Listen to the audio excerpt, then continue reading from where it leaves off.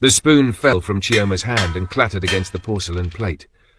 Around the mahogany table, 4 pairs of eyes locked onto the yellow envelope their mother had just placed in the centre, right between the jollof rice and the fried plantains. Nobody moved. Nobody breathed. The envelope sat there like a grenade with its pin pulled, waiting. "Your father," their mother said quietly, her voice trembling, "wrote this 3 days before he died." Tunde, the eldest, reached for it first. His hand was steady, but his jaw was tight. "Maybe we should wait," Chioma said. She was the youngest, 26, still living at home. "Maybe after dinner?" "No."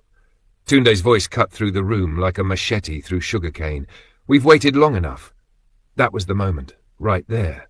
The moment the family began to die, even though their father had been buried only 2 weeks before. They would continue to eat together for 3 more Sundays after this one. They would pass the pepper soup. They would laugh at old jokes. But something fundamental had already been severed, clean and final, by those 5 words. We've waited long enough. What none of them knew yet was that by the time the next rainy season arrived, 2 of them would not be speaking. One would have moved to another city without saying goodbye. And their mother would sit alone in that same dining room, staring at 4 empty chairs, wondering how a family could be destroyed not by death, but by what came after it. This is what happened when they opened that envelope. Their father's name was Samuel Okafor. He had built his wealth slowly, carefully, over 40 years. He started with nothing but a wheelbarrow and a dream, selling oranges on the roadside in Onitsha. By the time he died at 68, he owned 3 houses, 2 warehouses and a successful import business that brought goods from China and distributed them across the southeast. He was a fair man. Everybody said so. He settled disputes in the family. He gave to the church. He helped distant cousins pay school fees without asking for anything back. When he spoke, people listened, because his words were few and always measured. He married their mother, Patience, when she was 19, and he was 24. She was a teacher's daughter from Enugu, quiet and observant, with eyes that seemed to see more than she ever said aloud. Together they had 4 children. Tunde came first. He was 42 now, the responsible one, the one who had worked alongside their father in the business for 20 years. He had a wife, 2 children, and a certainty about his place in the world that sometimes tipped into arrogance. He believed he had earned his father's legacy through loyalty and sweat. Ngozi was second, 39, sharp-tongued and sharper-minded. She had moved to Lagos 12 years ago and built her own life as an accountant for a multinational company. She visited twice a year, sent money home monthly, and spoke to their mother every Sunday on the phone. But she had always kept a distance, a protective barrier between herself and the family drama. She trusted numbers more than people because numbers didn't lie. Emeka was third, 33, the golden child who had somehow disappointed everyone. He was brilliant, had studied engineering in the university, but never quite settled into anything. He moved from job to job, city to city, always chasing the next opportunity. Their father had bailed him out of debt twice. Emeka was charming, persuasive, and morally flexible in ways that made people both love and distrust him. Then Chioma, the baby, the one who had stayed close to home even after finishing her degree. She worked as a nurse at the General Hospital, helped their mother around the house, and had put her own life on hold more times than anyone acknowledged. She was loyal to a fault, which meant people often took advantage of her kindness. These 4 people sat around the table that Sunday evening in March, 3 weeks after burying their father, and stared at the envelope their mother had finally decided to reveal. Tunde opened it. Inside was a handwritten letter on 2 pages of lined paper, folded carefully. Their father's handwriting was unmistakable, slanted to the right, each letter deliberate. Tunde read aloud, "My dear children, if you are reading this, I am gone. I write this because I know how families break when money enters the room. I have seen it happen to others. I will not let it happen to you." Tunde paused. Around the table everyone was still. Chioma's hands were clasped in her lap. Ngozi leaned forward slightly, her expression unreadable. Emeka stared at the letter like it might vanish if he blinked. Tunde continued, "I have made arrangements. Everything is documented. The business will be divided equally among the 4 of you. Tunde, you will manage it because you know it best, but the profits will be split 4 ways. The house in Onitsha goes to your mother for as long as she lives. After that, it belongs to Chioma, because she has sacrificed the most to stay and care for us. The house in Enugu will be sold and the money divided equally. The warehouse properties will remain jointly owned. There was more, details about bank accounts and investments, but Chioma stopped hearing after her name was mentioned. She looked up and saw Tunde staring at her, his face unreadable. Ngozi broke the silence. "That's fair," she said. "Papa was always fair." Emeka nodded slowly. "Yeah, makes sense." But Tunde said nothing. He folded the letter carefully, placed it back in the envelope and set it down on the table. Then he picked up his fork and resumed eating, even though his plate was already empty. Their mother watched him. She had known Samuel Okafor for 49 years. She knew what silence meant in that family. Silence was not agreement. Silence was calculation. "Tunde," she said quietly, "your father's wishes are clear." "I know, Mama." His voice was calm, too calm. "I'll make sure everything is handled properly." Chioma wanted to believe him. She wanted to believe that her brother, who had taught her how to ride a bicycle when she was 7, who had paid her school fees when their father's business struggled, who had always protected her, would honor their father's words. But something in the air had shifted. Something had been released that could not be put back. They finished dinner. They washed the dishes together like they always did. Tunde even made a joke about Emeka burning the rice the previous Sunday, and everyone laughed, maybe a little too loudly, a little too long. Then they went home, each to their own lives, and for a few days everything seemed normal. But it wasn't. 4 days later, Chioma was at work when her phone buzzed. It was a message in the family WhatsApp group. Tunde had sent it. "Family meeting this Saturday, important business matters. Please confirm attendance." Ngozi replied first, "I'll be there." Emeka, confirmed. Chioma typed, "What's it about?" No response. She waited an hour, then 2. Finally, she called Tunde directly. "Brother, what's the meeting for?" "Just business, Chioma. Nothing to worry about." "But Papa's letter was clear. What else is there to discuss? There are logistics, details. You wouldn't understand." That phrase hit her like a slap. You wouldn't understand. As if she was still a child. As if her name being in their father's will meant nothing.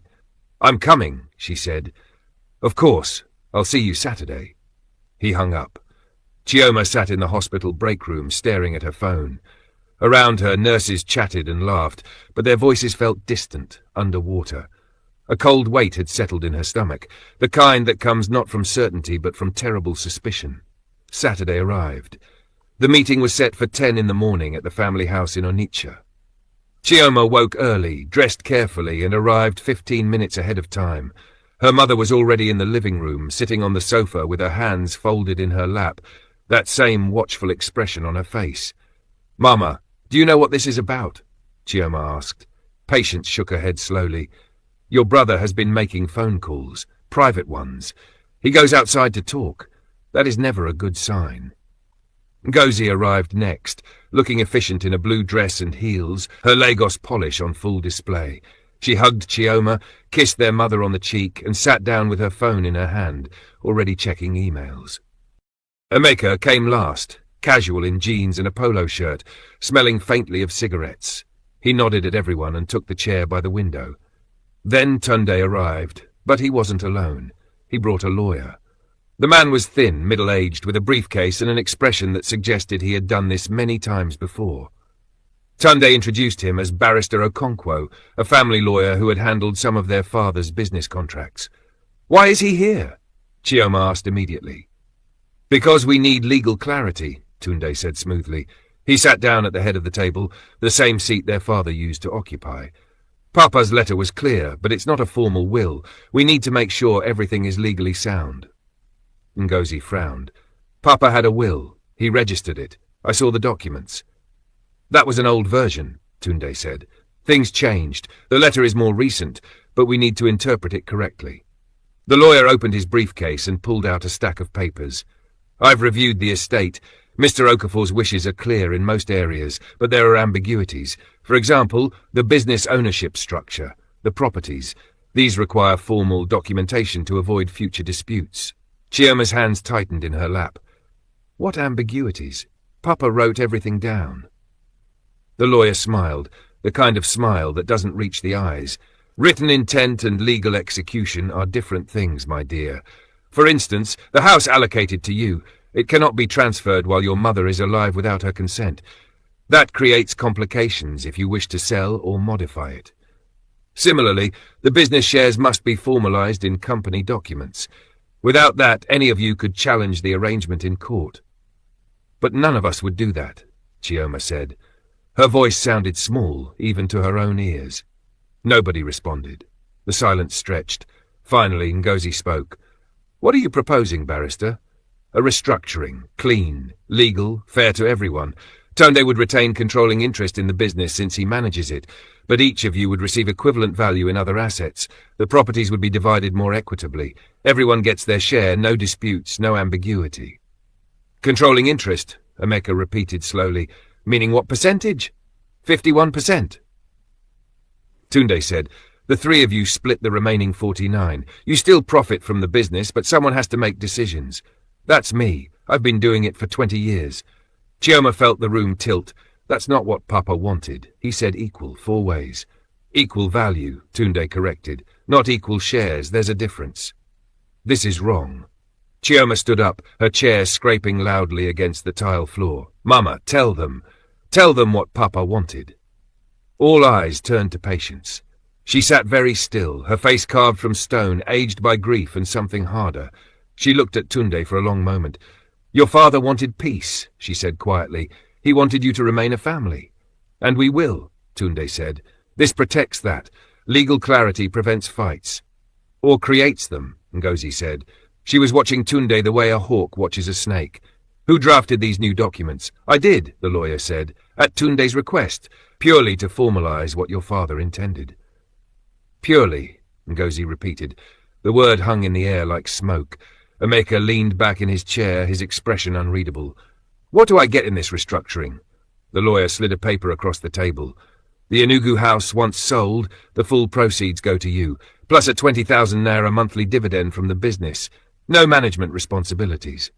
Emeka studied the paper. Chioma watched his face, watched the moment he made his choice. He didn't look at her. He didn't look at their mother. That works for me, he said. Chioma felt something inside her chest crack, a hairline fracture that would widen with time. Emeka, it's fair, Chioma. You get the Onitsha house, I get cash and dividends. Everybody wins. Except it's not what Papa wanted. Papa's dead. The words came out harder than Emeka probably intended. He softened slightly. I mean, we have to be practical. We can't run a business by committee. Tunde knows what he's doing. Ngozi hadn't moved. She was still watching Tunde. And what do I get? 18% of the business, Tunde said. Guaranteed seat on the board. Monthly dividends. You're in Lagos. You don't want to manage day-to-day operations anyway.